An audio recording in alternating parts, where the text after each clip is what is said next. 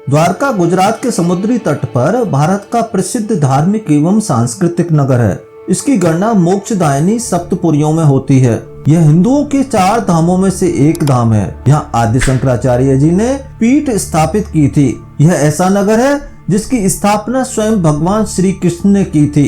इन्हीं कारणों से द्वारका हिंदू धर्मावलंबियों के लिए परम आस्था का केंद्र रही है।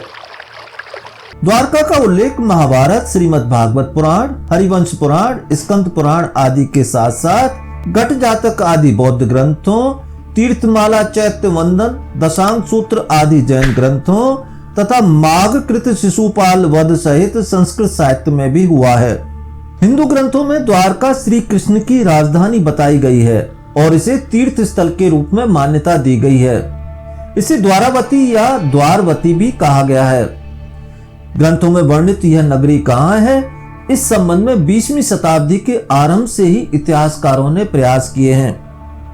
वस्तुतः गुजरात में ही द्वारका नाम से अनेक स्थान हैं, जैसे द्वारका, मूल द्वारका, बेट द्वारका, पंच द्वारका इत्यादि। वहीं अन्य प्रांतों में भी इसी नाम से मिलते जुलते स्थान भी मिलते हैं। इसके अतिरिक्त आदि पर्व एवं सभा पर्व तथा वायु एवं विष्णु पुराण आदि में द्वारका को रैवतक पर्वत के समीप बताया गया है। तो वहीं मुसल पर्व, हरिवंश पुराण, भागवत पुराण आदि में समुद्र के तट पर बताया गया है। बौद्ध ग्रंथ घट जातक में इसकी अवस्थिति पहाड़ी एवं समुद्र के किनारे बताई गई है, जबकि वर्तमान द्वारका के पास कोई पहाड़ी नहीं है। ऐसी स्थिति में इतिहासकारों के समक्ष यह भी महत्वपूर्ण विषय था कि महाभारत एवं भागवत में वर्णित द्वारका आखिर है कहां। सर्वप्रथम 1904 में एफ.ई. पॉर्जिटर ने मार्कंडे पुराण के अनुवाद के दौरान गुजरात में वर्तमान द्वारका को ही महाभारत आदि में वर्णित द्वारका माना। बाद में सन 1925 में ए. सल्तेकर ने द्वारका या द्वारावती को वर्तमान द्वारका के रूप में ही होना सिद्ध किया। सन 1945 में ए.डी. पुशालकर ने विस्तृत विश्लेषण के बाद वर्तमान द्वारका को ही महाभारत में उल्लिखित द्वारका के रूप में पहचान दी। 574 ईस्वी के पालिताना कॉपर प्लेट अभिलेख से ज्ञात होता है कि 6वीं शताब्दी तक द्वारका श्री कृष्ण की नगरी और तीर्थ स्थल के रूप में स्थापित हो चुकी थी। तभी तो यहाँ आद्य शंकराचार्य ने द्वारका पीठ की स्थापना की थी। 11वीं शताब्दी में लक्ष्मीदास के तीर्थ कल्पतरु में द्वारका विष्णु तीर्थ के रूप में उल्लिखित है। बाद में रामानुजाचार्य, ज्ञानेश्वर जी, माधवाचार्य जी आदि ने द्वारका की तीर्थ स्थल के रूप में यात्रा की। पुरातात्विक साक्ष्यों की बात करें तो स्थल एवं समुद्र दोनों ही इस स्थानों से साक्ष्य प्राप्त हुए हैं। भूमि संबंधी सर्वेक्षणों के संदर्भ में पहले प्रयास में स्थानीय निवासी डॉक्टर जयंतीलाल ठक्कर ने पॉटरी, सिक्के, चूड़ियां, अस्थियां आदि से आरंभ में यहाँ बस्ती होना सिद्ध किया तथा उनकी मान्यता थी कि वर्तमान द्वारकाधीश मंदिर के समीप भगवान श्री कृष्ण की द्वारका थी। बाद में व्यवस्थित सर्वेक्षण के रूप में सन 1963 में डेक्कन कॉलेज पूना और गुजरात के पुरातत्व विभाग ने मिलकर डॉक्टर एच.डी. सांकलिया के नेतृत्व में पुरातात्विक सर्वेक्षण किया।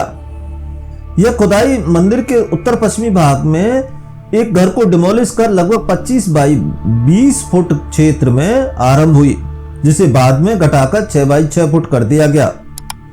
यह खुदाई 38 फुट तक की गई, जिसमें 4 हैबिटेशन या यूं कहें 4 द्वारका के अवशेष मिले। सबसे प्राचीन स्तर प्रथम द्वितीय शताब्दी ईस्वा पूर्व का है। इससे ऊपर 100 से 400 ईस्वी के लगभग का, तदुपरांत 7वीं से 8वीं शताब्दी का तथा उससे ऊपर 10वीं शताब्दी के लगभग के पुरातात्विक साक्ष्य मिले हैं। पुणे सन 1979-80 में एस.आर. राव के निर्देशन में वर्तमान द्वारकाधीश मंदिर के समीप एक आधुनिक इमारत को डिमोलिश करके खुदाई की गई, जिसमें कई महत्वपूर्ण साक्ष्य प्राप्त हुए। इस खुदाई में एक के ऊपर एक 2 मंदिरों के अवशेष, एक दीवार, भगवान विष्णु की एक मूर्ति, सबसे नीचे ईसा पूर्व 1500 के अवशेष प्राप्त हुए हैं। इसके अतिरिक्त यहाँ से मिले red ceramic ware, black and red ware इत्यादि भी उल्लेखनीय है। समुद्र में भी सर्वेक्षण हुए हैं, क्योंकि महाभारत एवं पुराणों में उल्लेख है कि द्वारका समुद्र में डूब गई थी। सन 1960 के लगभग वायुसेना के एक पायलट ने द्वारका के समीप समुद्र के भीतर कुछ बिल्डिंग के अवशेष देखे थे। सन 1980 में एस.आर. राव ने द्वारका के आसपास के समुद्र का सर्वे करवाया। बाद में सन 1983 से नेशनल इंस्टीट्यूट ऑफ ओशियनोग्राफी की एक परियोजना लगभग 20 वर्ष तक यहाँ चली, जिसमें यहाँ स्टोन ब्लॉक्स आदि पुरातात्विक साक्ष्यों के होने की रिपोर्ट की गई। सन 1983 से 1990 के मध्य SR राव के निर्देशन में नेशनल इंस्टीट्यूट ऑफ ओशियनोग्राफी की टीम ने समुद्र में द्वारका के अवशेष को खोजने के प्रयास किए, जिसमें प्राप्त अवशेषों के आधार पर दुर्गीकृत नगर होने का अनुमान लगाया जाता है। पुनः सन 1997 से 2001 के मध्य NIO के सामुद्रिक पुरातत्व केंद्र ने लगभग 1 किलोमीटर क्षेत्र में अंतर्ज्वारीय क्षेत्र से 25 मीटर गहराई के बीच के क्षेत्र में पुरातात्विक सर्वेक्षण किया। यह सर्वेक्षण 2 स्थलों पर किया गया था, जिसमें पहला स्थल गोमती मुहाने से लगभग 200 मीटर दूर समुद्री क्षेत्र में, जहां समुद्र की गहराई 3 से 5 मीटर थी। यह मुख्य रूप से stone block, semi circular structure के साथ साथ 13 स्टोन एंकर्स भी मिले।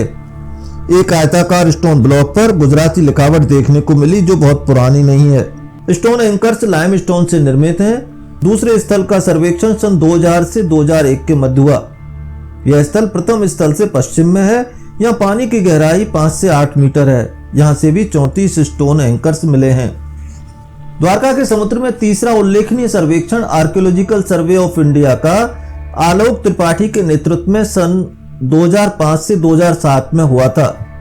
आरंभ में सर्वेक्षण मल्टी बीम सोनार, साइड स्कैन सोनार, इको साउंडर आदि रिमोट सेंसिंग उपकरणों के माध्यम से आसपास के समुद्र तल का किया गया। 2 नॉटिकल माइल लंबे एवं 1 नॉटिकल माइल चौड़े समुद्री भाग में यह सर्वेक्षण हुआ। उसमें से 200 बाई 200 मीटर क्षेत्र को अध्ययन के लिए चुना गया और बाद में उसे 50 बाई 50 मीटर करते हुए उसका गहन विश्लेषण किया गया, जिसमें समुद्र के नीचे निर्माण या बिल्डिंग के अवशेष के रूप में स्टोन ब्लॉक्स मिले हैं। यहाँ एक बंदरगाह होने के भी साक्ष्य प्राप्त हुए हैं। विद्वानों की मान्यता है कि महाभारत आदि ग्रंथों में द्वारका के समुद्र में डूबने का जो वर्णन मिलता है और समुद्र के नीचे जो अवशेष मिल रहे हैं, उनसे स्पष्ट होता है कि ये अवशेष कृष्ण की नगरी द्वारका के हो सकते हैं। समुद्र विज्ञान के विशेषज्ञ मानते हैं कि वर्तमान से 5-7 मीटर नीचे समुद्र की सतह महाभारत काल में थी।